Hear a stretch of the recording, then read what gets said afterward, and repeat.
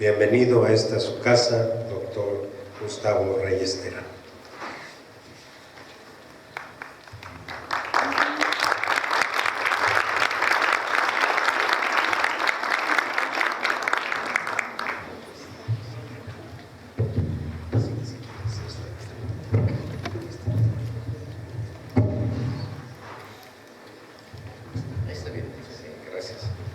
Gracias, buenas tardes, gracias por la amable invitación a estar aquí con ustedes.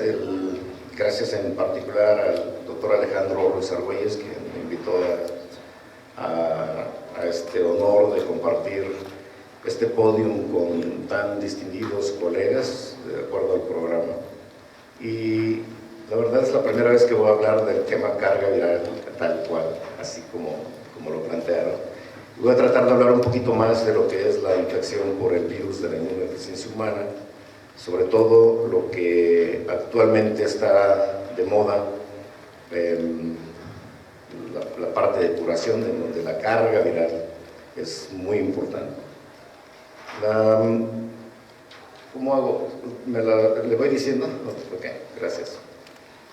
Bueno, la pregunta más importante ahorita es si puede curarse la infección por VIH.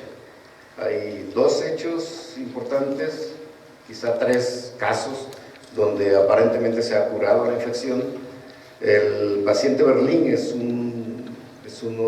el clásico, tiene unos 7 años más o menos, en el que la carga viral se volvió indetectable, en parte por efecto del tratamiento. Luego sufre un trasplante de células hematopoyéticas progenitoras que tenían un defecto genético, una deleción de 32 pares de bases del gen que codifica a una proteína que se llama CCR5, que es el receptor secundario para que el virus pueda ingresar a la célula y seguir su ciclo de replicación.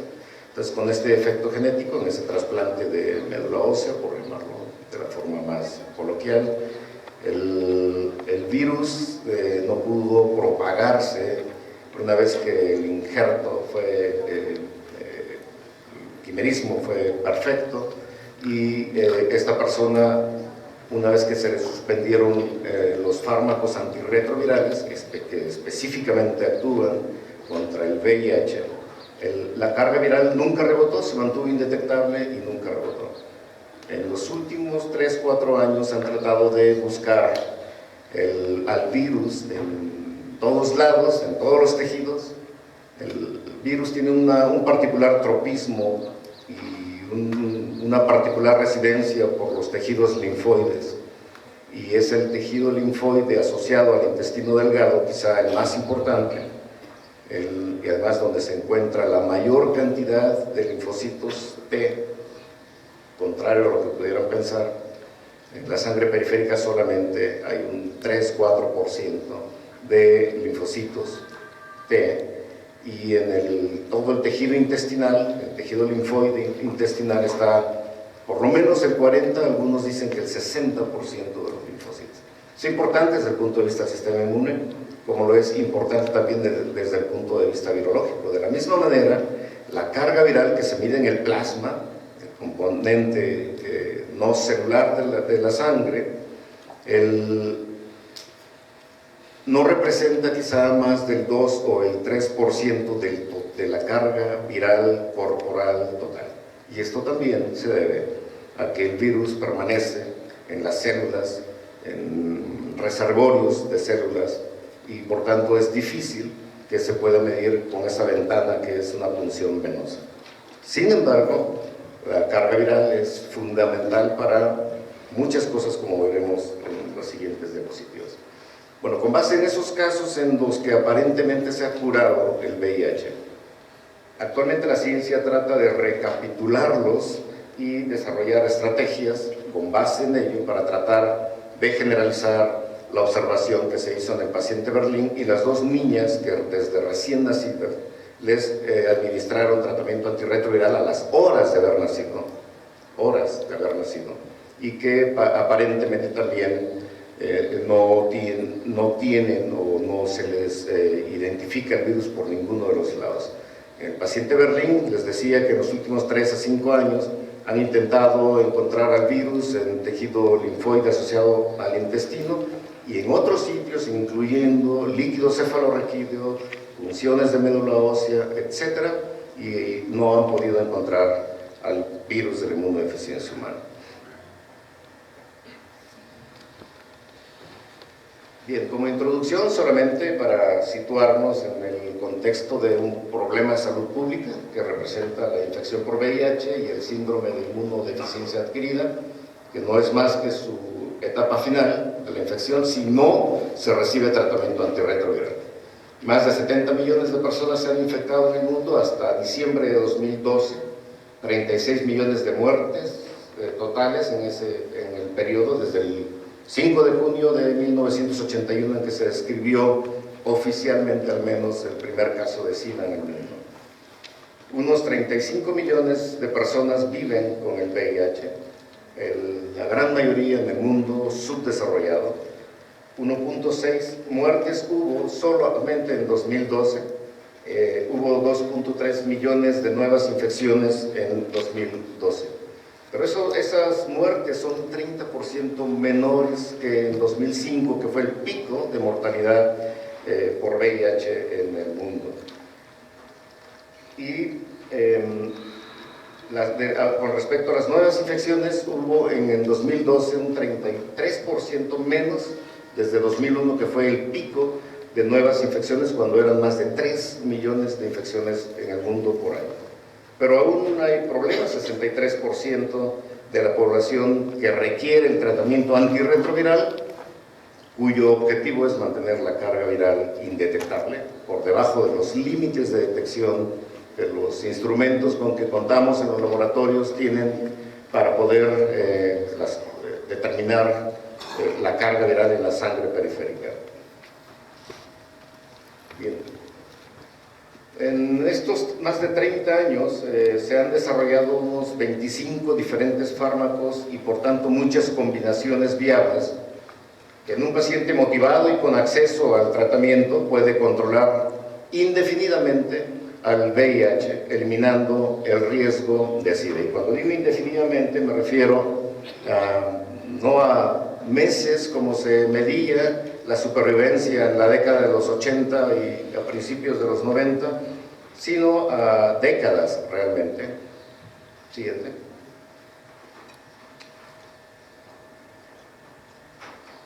Se desconfiguró esta figura.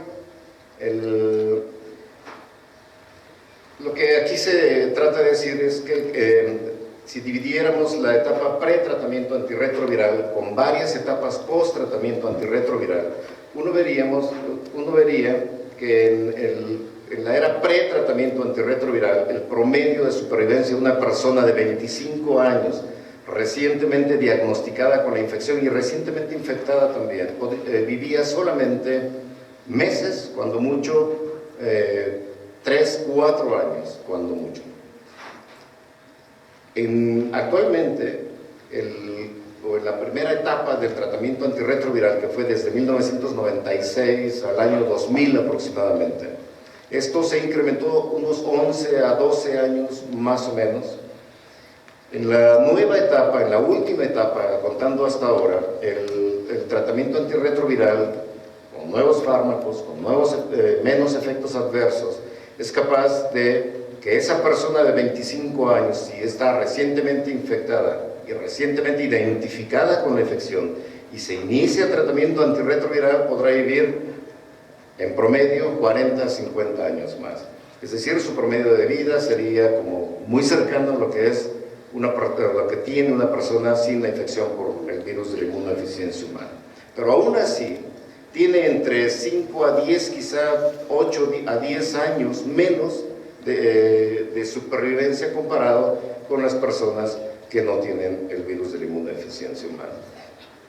Muy bien, esta es la evolución natural, muy seguramente lo han visto en muchas ocasiones, de una persona infectada por VIH sin tratamiento antirretroviral. Esto ya no debería verse, aún se ve por desgracia. Seguimos identificando a las personas en la última fase de la infección y eso evidentemente tiene su costo sobre la supervivencia de las personas con VIH.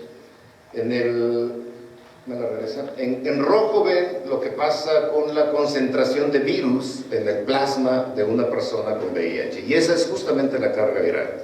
Como pueden ver, cuando ingresa el virus al cuerpo humano, hay una elevación rápida, intensa, fácilmente detectable con las técnicas con que se cuentan actualmente. Y las técnicas generalmente miden el RNA del virus, que se extrae en el laboratorio, se retrotranscribe para convertirlo en DNA, y finalmente este DNA es el que se cuenta por cada mililitro de plasma. Y en esta fase de la infección, que es la infección, la etapa de la infección primaria, o la etapa primaria de la infección aguda por VIH, en 2 a 3, máximo 4 semanas después del ingreso hay una viremia impresionante. Estoy hablando de más de 1 millón de copias de RNA de VIH. VIH es un virus RNA envuelto, y por cada mililitro de plasma. Inmediatamente, obviamente, el sistema inmune actúa como actúa cuando entra cualquier otro agente infeccioso, y disminuye rápidamente la carga viral, y es lo que ven en rojo después, las primeras semanas, y después hay un periodo de latencia clínica, casi no hay síntomas o no hay síntomas, una persona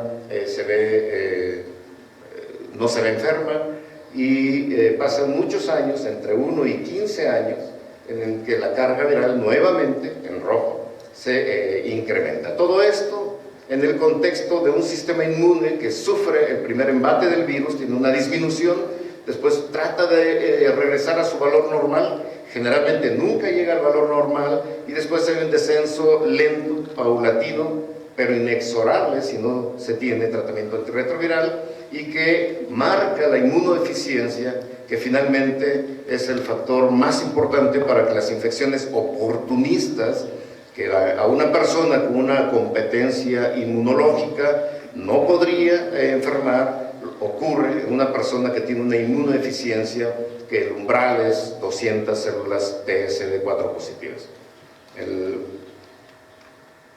Y ven la gráfica en gris, que no es fácil medir, y no es fácil medir porque representa una depresión de linfocitos en el intestino.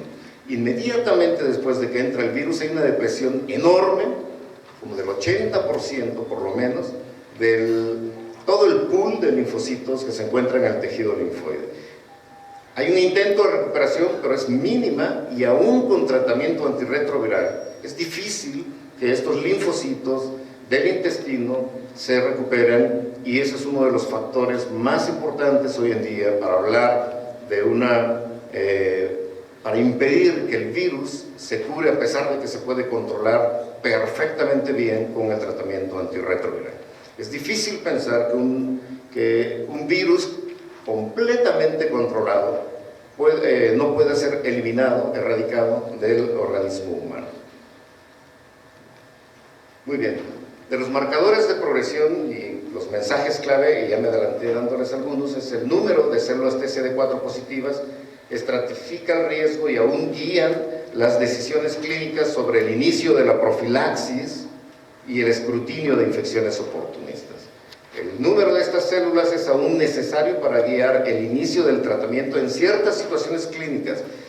Si han oído hablar del síndrome inflamatorio por reconstitución inmunológica, es un síndrome muy interesante que una persona en una etapa tardía de la infección que inicia tratamiento antirretroviral y que tiene una reconstitución de su sistema inmune, en esos primeros 3 meses de reconstitución puede desarrollar síndromes inflamatorios, tuberculosis, por ejemplo, que no descubierta antes, o la tuberculosis que está siendo tratada con un tratamiento antituberculosis eficiente o eficazmente, con el incremento de la inmunidad, gracias al tratamiento antirretroviral, a la eficacia del tratamiento antirretroviral, puede haber una reacción paradójica y la tuberculosis puede desarrollar floridamente, generalmente con linfadenopatía cervical o mediastinal y con lesiones pulmonares, como es habitual ver en las personas que sufren tuberculosis activa.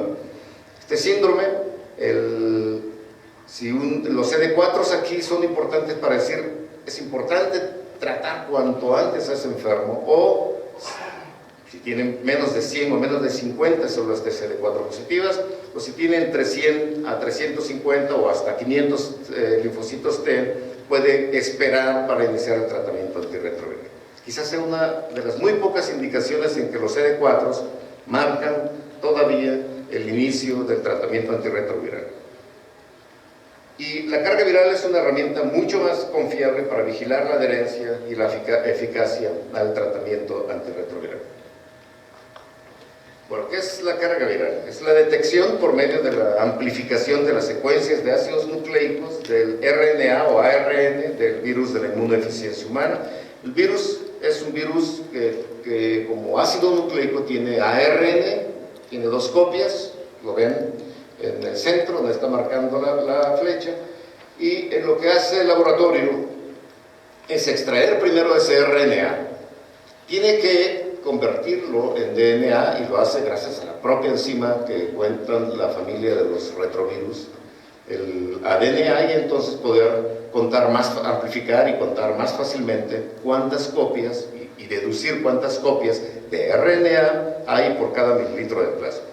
Esto empezó a hacerse desde finales de los 80 y fue en 1990, 91, 92 cuando aparecieron las primeras técnicas para medir carga viral. La carga viral se expresa en copias de RNA viral por cada mililitro de plasma, generalmente todas las técnicas. Estoy hablando del virus libre en el plasma, pero recuerden que el virus libre en el plasma tiene una fuente. ¿Cuál es la fuente del virus libre en el plasma? Son los linfocitos TCD4 positivos activados que son infectados y que están produciendo constantemente el virus. Si uno toma una muestra, hace una punción venosa y toma una muestra todos los días a una persona que vive con VIH, digamos en una etapa intermedia de la infección, uno más o menos tendría la misma cantidad de carga viral, con las variaciones analíticas o propias de la técnica y de las manos, de quien la procesa, pero más o menos tendría uno una misma cantidad de carga viral durante varios años.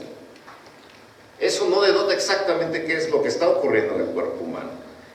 Aunque nos sirve para guiar el tratamiento antirretroviral o para saber si un tratamiento antirretroviral o anti-VIH es eficaz, está siendo eficaz, es el resultado que nosotros estamos viendo en esa ventanita venosa, no refleja cuántos virus se producen por día, cuántas células producen ese virus y cuántas células se mueren cada día o cada 2 días, y qué población viral se muere para mantener esa constancia de VIH. Pues la carga viral la fuente es muy dinámica, es decir, se producen linfocitos que son infectados por VIH, se muere la célula, el VIH busca otra célula para infectar.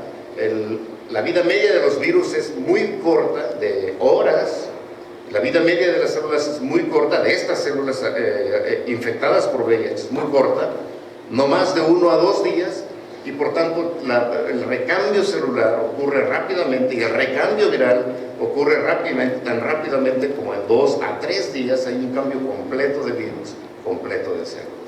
Pero nosotros tomamos en esa ventana venosa todos los días una muestra de plasma para poder medir cuántas copias de RNA tiene, y eso nos sirve mucho en la clínica para decidir, para tomar decisiones muy importantes que veremos casi enseguida. Es un buen marcador de laboratorio, tiene una buena sensibilidad, una buena especificidad y buenos valores predictivo, positivo y negativo, y sobre todo es reproducible. Estas son las características óptimas de una técnica o de una prueba de laboratorio. Hay varios métodos para cuantificar la carga viral de VIH en el mundo y en México también. Se sugiere siempre utilizar el mismo método, debido a las variaciones que puede haber entre técnica y técnica. Los más comunes son PCR tiempo real y DNA ramificado, y la amplificación basada en secuencias de ácidos nucleicos. La más utilizada hoy en día son, por mucho, la PCR en tiempo real. Hay 2 técnicas en particular, una Bueno, esta técnica utiliza una enzima para multiplicar las copias de RNA viral en una muestra sanguínea, en el plasma, lo que permite facilitar su cuantificación, como les he descrito previamente. Los más novedosos son uno de la marca Roche, el otro de la marca Abbott. Son muy parecidos, hay muy pocas ventajas o desventajas entre una y otra, y prácticamente se pueden utilizar indistintamente si quieren medir la carga viral en un paciente con VIH. El límite de detección del Tacman Roche es de 20 copias por cada mililitro de plasma. El límite de detección de Abbott es de 40 copias de RNA viral por cada mililitro de plasma. Y ese es el límite, pues, esa es su sensibilidad para detectar cuántas copias por cada mililitro. Y detectan millones de copias por cada mililitro. Sobre todo Abbott tiene una capacidad de detectar más de 10 millones de copias de RNA de VIH por cada mililitro de plasma. Solamente como ejemplo de la interpretación de un resultado, pongo el de Abbott porque es el que nosotros utilizamos en nuestro laboratorio, y no creo que exista un laboratorio que haga más cargas virales en México. Yo creo que en muchos países tampoco, como el número que hacemos nosotros. En nuestro laboratorio hacemos cerca de 60,000 cargas virales por año, igual número de células TCD4, son más de 200 diarias. Es realmente increíble el trabajo que nosotros estamos haciendo de diagnóstico, de ayuda, soporte clínico. Les hacemos a unos 20,000 o cerca de 20,000 pacientes de toda la República, y es como una forma de apoyar el trabajo del gobierno para poder mantener vigilados o mantener una vigilancia de la eficacia del tratamiento antirretroviral. En un volumen de muestra de 1 mililitro, el resultado puede ser no detectado, quiere decir que está por debajo de 40 copias por mililitro, y la interpretación es indetectable. No significa que no tenga virus, es muy claro. Significa que la técnica no es capaz de detectar una cantidad menor a 40 copias por cada mililitro de plasma. Hay técnicas más sensibles. Hay una técnica que se llama la técnica de una sola copia, que es capaz de detectar una copia por mililitro. Se utiliza no rutinariamente, no para el apoyo en la clínica, solamente por lo pronto, solamente como apoyo a la investigación. También lo hacemos en nuestro laboratorio, y es muy interesante ver en personas que se mantienen por debajo de 40 copias por mililitro, que es lo indetectable en las personas usualmente que tienen un tratamiento eficaz antirretroviral, como hay una variación en el intervalo de menos de una copia por mililitro hasta 39 copias por mililitro. Si esto tiene una relevancia clínica, aún no se sabe. Seguramente se sabrá en los próximos 2 o 3 años, porque hay un seguimiento en estos casos en particular.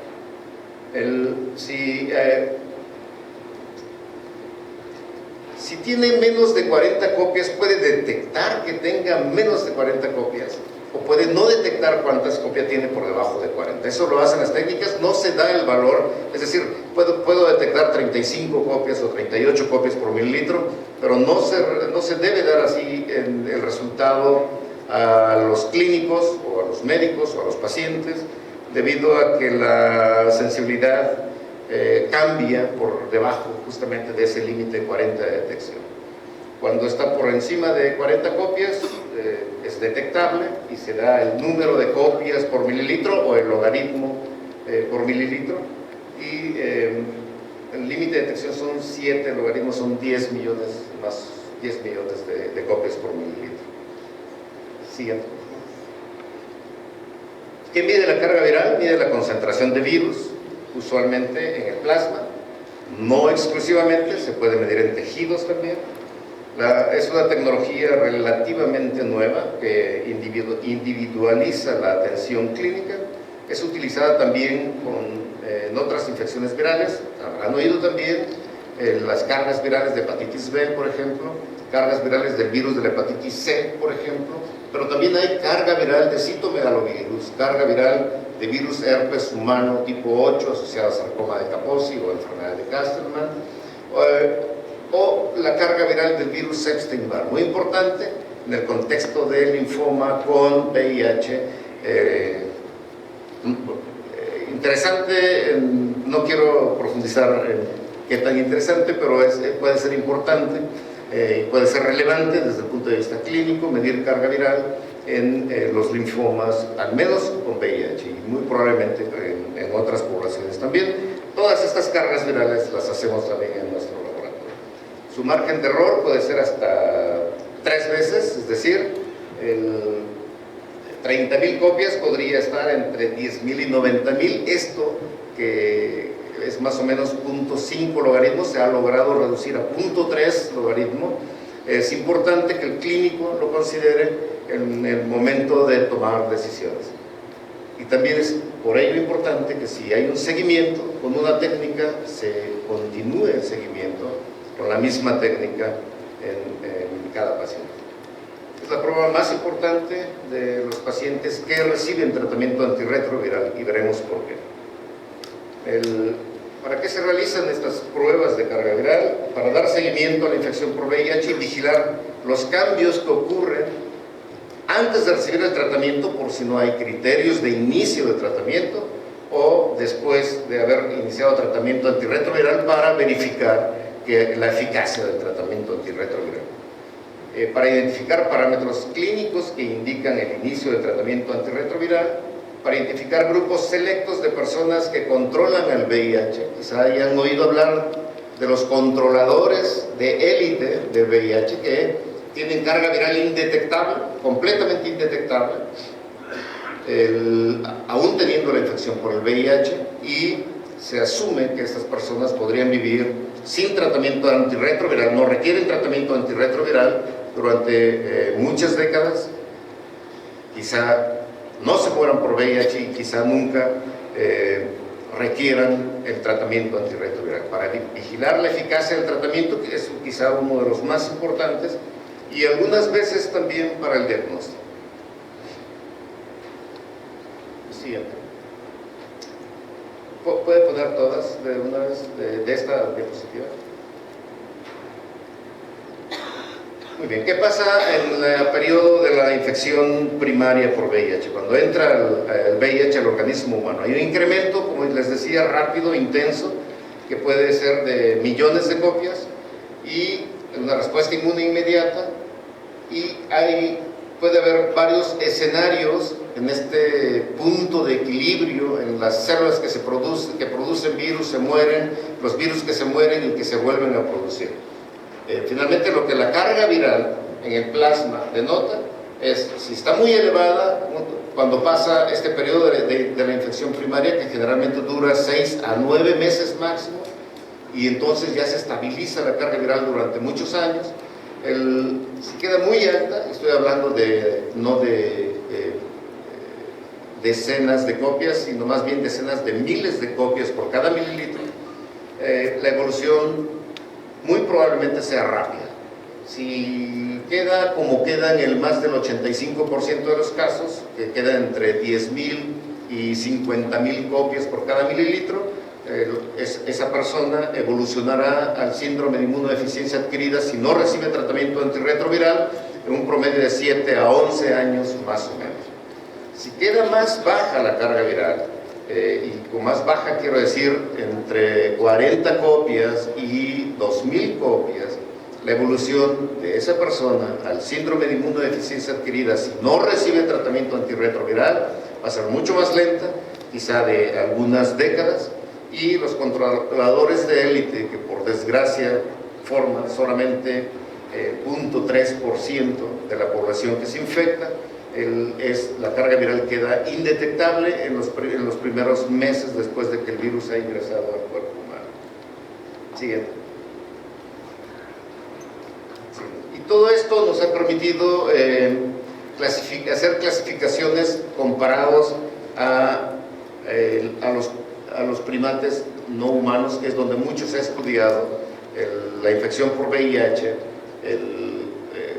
con su contraparte, que es la infección por el virus de la inmunodeficiencia simiana. Y se los voy a poner en este contexto. En el humano hay una replicación alta y hay una patogenicidad alta, es decir, la carga viral está en esas decenas de miles por mililitro que yo les mencioné, y la enfermedad ocurre en un promedio de 7 a 11 años, como ocurre en más del 85%. En este ser humano que está aquí, si me pasa la siguiente, la contraparte son los controladores de élite, que sin tratamiento antirretroviral tienen una carga viral bajísima y por tanto una replicación del VIH también bajísima y una patogenicidad bajísima. Está el VIH-2 muy confinado a ciertas poblaciones y a ciertos lugares de África, el occidente de África. Él tiene una replicación intermedia y una patogenicidad intermedia. Si uno lo contrapone con los primates no humanos, sobre todo los macacos rhesus, que se parecen muchísimo al humano cuando son infectados por el virus de la inmunodeficiencia simiana, igual que el 85% de los humanos, la mayor parte de los macacos rhesus que se infectan, les da el síndrome de inmunodeficiencia adquirida con una alta replicación viral, como lo ven en la esquina derecha, y hay también controladores de élite en los macacos rhesus, y hay también el chimpancé que se infecta por SIV, es muy parecido al VIH-2 humano, y muy interesantemente, la siguiente, pueden encontrar la siguiente y otra más, estos casos, cuando hay una alta replicación con una baja patogenicidad. En los primates no humanos que se observa este fenómeno, son los sutimangales, nunca se mueren del síndrome de inmunodeficiencia adquirida. Hay humanos también, así una bajísima proporción, quizá 0.3 por cada 1000 que se infectan, tienen esta característica muy peculiar. Siguiente. Pero hay también seres humanos con una baja carga viral y una progresión al síndrome de inmunodeficiencia adquirida. Se desconocen los mecanismos por los que la siguiente aparecen estos fenómenos, pero la siguiente, por favor. Pero bueno, nos movemos ahora a la evolución o a la historia de la infección en una persona que recibe tratamiento antirretroviral. Muy rápidamente, después de recibir tratamiento antirretroviral, la carga viral, si ustedes lo midieran cada día, en 1 a 2 días serían capaces de ver, después de iniciado el tratamiento, una caída de por lo menos 2 logaritmos de la carga viral en esa persona que recién inicia el tratamiento antirretroviral. Y como lo ven aquí, es intenso y se asocia a una recuperación del sistema inmune. Esta disminución drástica de la carga viral, siguiente, nos permite entonces, y si mantienen en su mente esa figura que les acabo de presentar, cuando la carga viral llega a lo indetectable, que es el objetivo del tratamiento, y se mantiene así durante años, ¿cuándo hacer una carga viral en esos periodos de VIH, obviamente? Las respuestas son: 1, bueno, al diagnóstico. En el momento que una persona busca atención y es diagnosticada por VIH, es importante establecer el estado basal de cuánta carga viral tiene esa persona. Si fue asintomática, si está la carga viral indetectable, aún con los estudios de diagnóstico, generalmente son ELISAs y pruebas confirmatorias, es decir, detección de anticuerpos finalmente. Uno puede encontrarse así a los controladores de élite, pero lo que usualmente ocurre en México es que están en las etapas tardías, cuando tienen una altísima cantidad de carga viral, generalmente entre 50,000 y 1 millón de copias por mililitro, es decir, una etapa tardía de la infección, y sirve para establecer el estado basal. Si por alguna razón esa persona no recibe tratamiento antirretroviral, está clínicamente indicado que no debe recibir en ese momento tratamiento antirretroviral, entonces el seguimiento sería cada 3 a 6 meses para ver los cambios. En 2 a 4 semanas y no más de 8 semanas después de que una persona ha iniciado el tratamiento antirretroviral, es importantísimo ver que ese descenso de por lo menos 2 logaritmos se observe. Es decir, si una persona tiene 100,000 de carga viral, 2 logaritmos serían 1000 por cada mililitro de plasma. Es lo que uno esperaría encontrar en las primeras 2, 3, 4 semanas de haber iniciado el tratamiento antirretroviral. Y antes de que llegue uno al mes 3 y máximo al mes 6, esa persona que inicia el tratamiento antirretroviral debe estar con la carga viral en plasma indetectable, es decir, menos de 40 copias si usan Abbott, menos de 50 copias o de 20 copias si usan la última generación de Roche, que es el Tacman. Es importante valorar la eficacia en el control rápido de la viremia, que ese es el objetivo del tratamiento antirretroviral. Una vez que la carga viral está indetectable, que han pasado por lo menos un año de carga viral indetectable, esa persona debe ser seguida cada 3 a 6 meses con cargas virales para confirmar de que esté recibiendo el tratamiento y por tanto que mantenga la eficacia del tratamiento antirretroviral. Si por alguna razón hay un incremento de la carga viral a lo detectable, si es más de 1000 copias por mililitro, por ejemplo, más de 2000 copias por mililitro, por ejemplo, uno pensaría que esa persona está en falla virológica y eso se detecta solamente midiendo la carga viral. Es decir, sirve para confirmar fallas virológicas al tratamiento antirretroviral y muy probablemente esa persona requiera cambio de tratamiento de fármacos anti-VIH. Siguiente. Entonces, en resumen, con la ayuda de esta figura, una vez que se inicia el tratamiento, cada 2 a 4 semanas, verificar que hay esa caída de 2 logaritmos por lo menos, de 1, 2 y hasta 3 logaritmos, y una vez que la carga viral esté indetectable, cada 3 a 6 meses. En México hacemos cada 4 meses, a las personas que están ya en esta última situación, cada 4 meses, en otros centros hacen cada 6 meses, más o menos en promedio. Bien. Importante, los ensayos de RNA de VIH no detectan la carga viral de VIH-2. Es necesario hacer una técnica especial para VIH-2, que yo sepa. No ha habido casos de VIH-2 en México confirmados, al menos. Ha habido sospechas, pero no se han confirmado. Los cambios mínimos en la carga viral en plasma, que son considerados estadísticamente significativos, deben ser de, como les decía, 3 veces el valor, o cambios de 0.5 logaritmos de copias por cada mililitro. La supresión viral óptima se refiere o se define como la carga viral en plasma persistentemente, no solamente en una medición, sino persistentemente por debajo del límite de detección, es decir, menos de 40 o menos 20 copias por mililitro, dependiendo del ensayo utilizado. Sin embargo, hay blips, hay brincos de cargas virales en los seguimientos que es importante que tomen en cuenta. Si esos blips son más de 40, obviamente, si no, no sería detectable, pero son menos de 400 por mililitro, no representa, y si es ocasional, que a la siguiente medición ya no encuentren, ya no detecten la carga viral, esos casos no representan realmente replicación viral, ni predicen fallas al tratamiento antirretroviral, y al menos hasta ahora no se ha demostrado que conduzca a mutaciones de resistencia al tratamiento con que se encuentran los pacientes en ese momento. El ejemplo de los blips está en esta figura. Siguiente. Bien, para propósitos de los ensayos clínicos, sobre todo ACTG, que es un grupo de ensayos clínicos con pacientes con VIH, el ACTG o los grupos ACTG definen la falla virológica como una carga viral confirmada mayor de 200 copias por mililitro, lo que elimina a la viremia causada por blips o a la variabilidad del ensayo, es decir, eso está más allá del 0.5 logaritmo.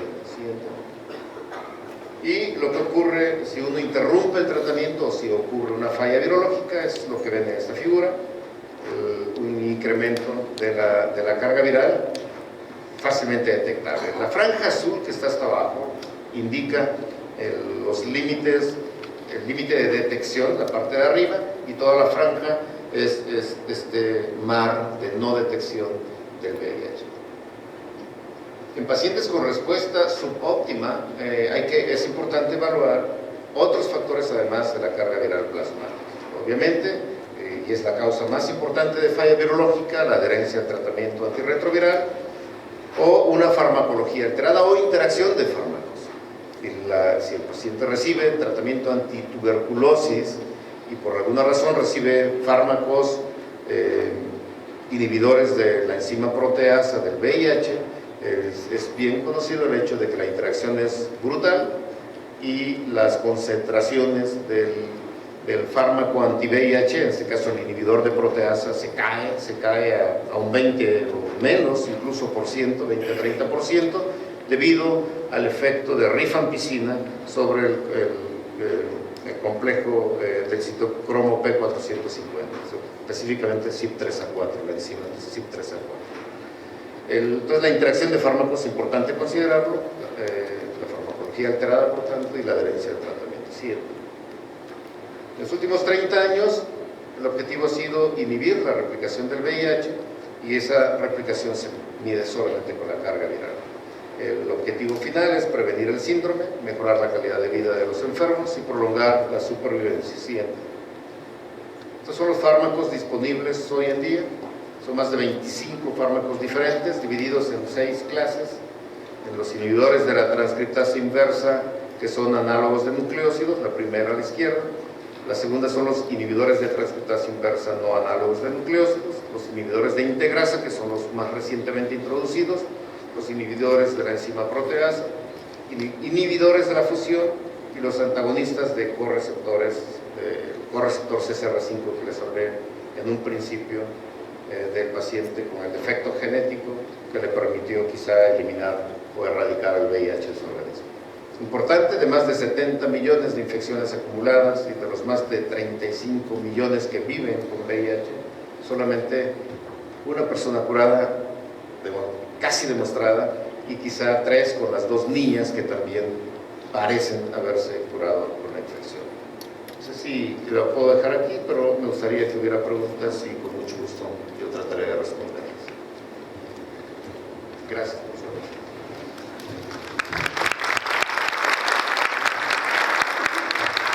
Vamos a hacer algunas preguntas. Es un tema que se presta mucho a la discusión y vamos a tratar de aprovechar el tiempo y aprovechar al doctor Reyes Terán. ¿Sí? Doctor, buenas tardes. Mi nombre es Emma Clivel Murillo, pediatra. Mi pregunta es, esta historia natural obviamente es un adulto. ¿En los bebés con exposición parental a VIH? Es diferente en los bebés, obviamente. No tengo datos, honestamente. No soy pediatra, soy infectólogo de datos. Lamento. Aquí hay otro. Sí, ¿cómo no? Doctor, es Miguel Amigón, de aquí de Puebla. En el caso de los pacientes que se tipifican como controladores, la tipificación de este paciente, debo suponer que se inicia cuando se detectan los anticuerpos positivos o no se detectan. Sería la primera pregunta. Sí se detectan. Okay. Tenemos casos de pacientes que se les ha detectado reiteradamente los anticuerpos positivos, se hace por consiguiente el Western blot, se reporta indeterminado. En ese caso, ¿qué procede? Hacer carga viral, por ejemplo, o hacer PCR para detectar el virus si hay duda del diagnóstico, pero si tiene positivos, ambas técnicas detectan anticuerpos, es bien conocido el hecho. Si los ELISA son positivos y una carga viral es detectable, estrictamente se confirmaría la infección aún en presencia de un Western blot indeterminado. ¿Por qué razón saldría indeterminado el Western blot? Es difícil, creo que debe ser raro, debe ocurrir. Habría que ver qué bandas también. Si es solamente P24 que en la hoja o de la técnica dice que se daría como indeterminado, propio en la caja del kit, para CDC, por ejemplo, es positivo, por ser P24, que es una proteína importantísima. Hay muchas técnicas para demostrar la infección. Si hay duda de que esa persona en particular tenga la infección, y la técnica que sigue o que seguiría es la técnica de PCR. Sobre los niños, nada más, para no dejar la pregunta tan en el aire, El objetivo del tratamiento antirretroviral sigue siendo exactamente el mismo. ¿Cuál es el objetivo en los niños? Mantenerlo indetectable. Mientras se mantenga indetectable, se hablará de una eficacia. Habría que ver, obviamente, los efectos adversos del tratamiento. En los niños debe ser diferente al de los adultos, y las combinaciones que también son diferentes. Por cierto, acaba de salir una guía de tratamiento en los niños, muy recientemente, estoy hablando de las últimas 2 semanas, pero honestamente yo no soy pediatra. Gracias.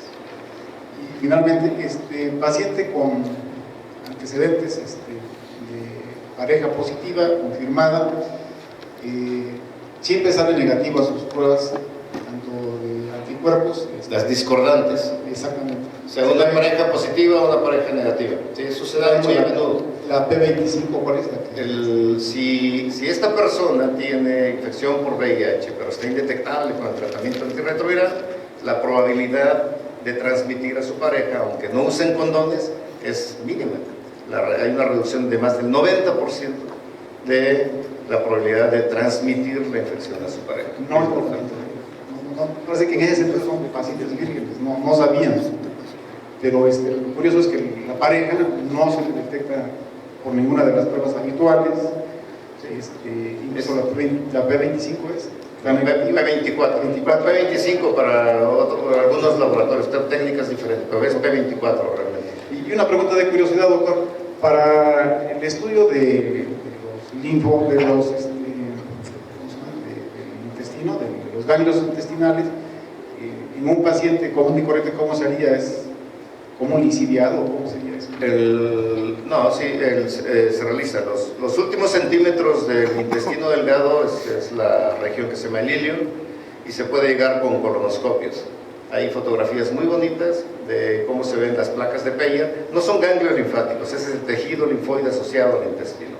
Las placas de Peyer en los últimos centímetros se ven como unas protuberancias si uno toma una foto a través del colonoscopio, y está cargadísimo de linfocitos TCD4 positivos, que además expresan CCR5 positivo, que es el co-receptor del virus, y son esas células, esos tejidos los que se depletan drásticamente, no digo en meses, en 3 a 4 semanas después de la infección por el VIH.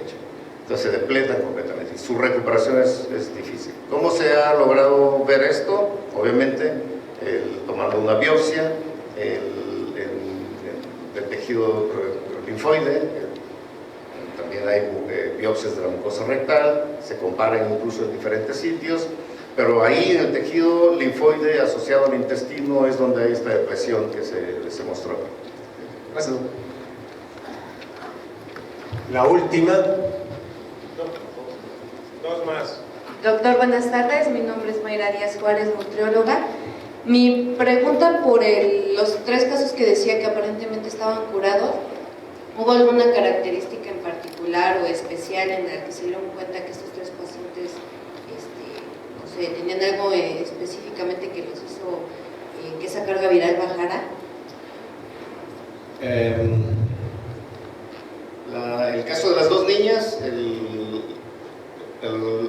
lo distintivo fue el iniciar tratamiento antirretroviral a las horas del nacimiento. Primer caso a la hora 31 de haber nacido. Iniciaron con 3 fármacos muy potentes, y quizá a eso se deba que aparentemente se haya curado. Soy escéptico y prefiero esperar todavía varios años antes de considerar que se haya curado. En el caso del paciente Berlín,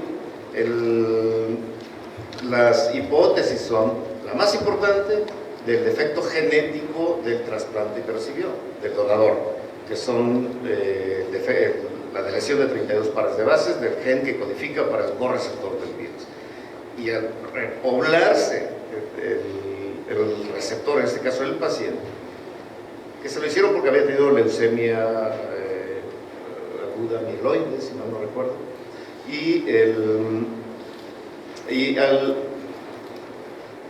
hizo enfermedad de injerto contra huésped. Esa es otra hipótesis, que probablemente haya participado para destruir los reservorios de virus que quedaban, ¿no?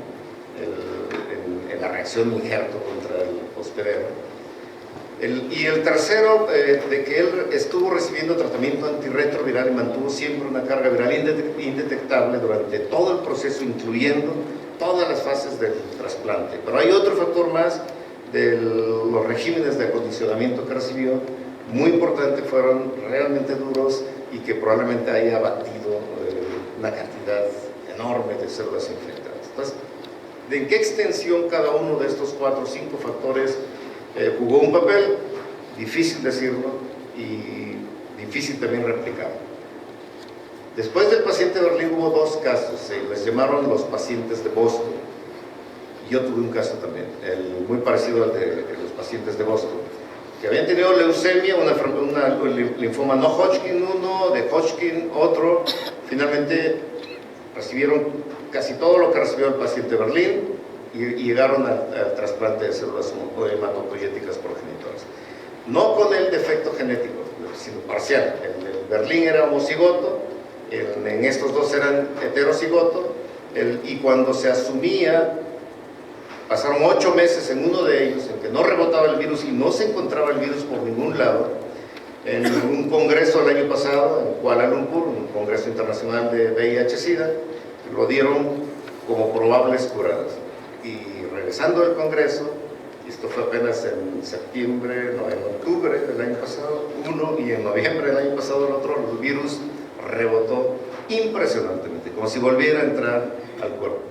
Entonces, esto fue muy frustrante para la investigación biomédica, porque si alguno de ustedes leyó periódicos, revistas clínicas y demás, se puso de moda la curación y muchos abrieron protocolos con el trasplante de células hematopoyéticas para tratar de curar la infección.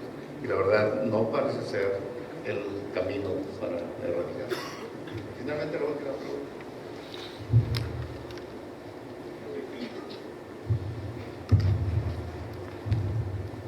Buenas tardes, Gonzalo Gutiérrez, para servirle. En el caso de los pacientes controladores, ¿tienen alguna característica genética en los linfocitos Sí. T o en alguna cualidad inmunológica? En HLA, los que nunca han recibido tratamiento,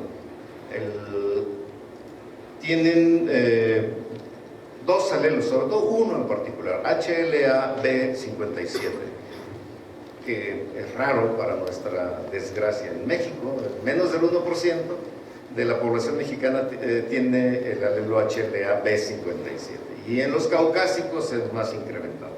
En el Medio Oriente quizás sea, creo que tienen hasta el 12-14% de frecuencia del alelo protector, y se llaman protectores. Más del 30 o al 40% de los controladores de élite tienen HLA-B57. Hay otro más, HLA-B27. Ambos alelos, es importante por ser reumatólogos aquí, se asocian a enfermedades autoinmunes y se ven como una contraparte. Lupus, por ejemplo, podría ser como un espejo de lo que ocurre en VIH, guardadas las proporciones obviamente, y ha habido muy pocos casos con ambas enfermedades. HLA-27 se asocia a espondiloartropatías, el HLA-B57, si mal no recuerdo, a psoriasis, se asocia a psoriasis, si hay un reumatólogo me puede corregir.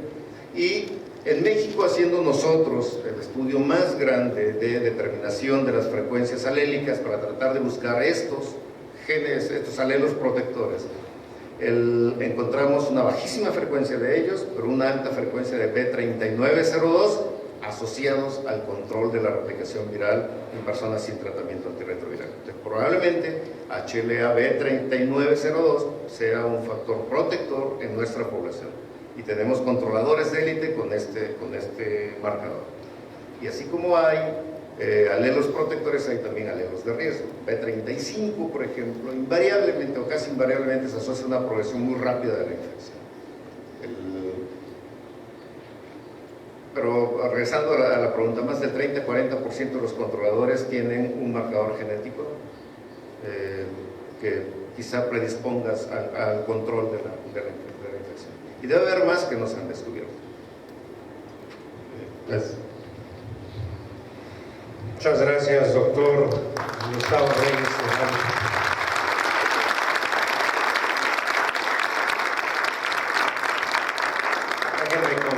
es que hablar de este tema es muy difícil y se debe tener una experiencia muy grande con la cantidad de pacientes que ve el doctor.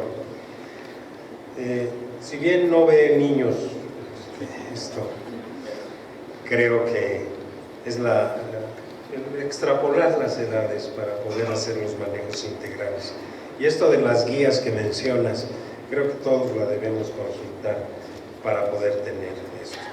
Realmente es impresionante cómo ha variado lo del VIH-Sida y felicitamos primero al Laboratorio Ruiz por haber invitado a tan distinguido expositor. Nos felicitamos nosotros por haberte escuchado. Te agradecemos con este presente 100% poblano y te despedimos con un cariñoso aplauso.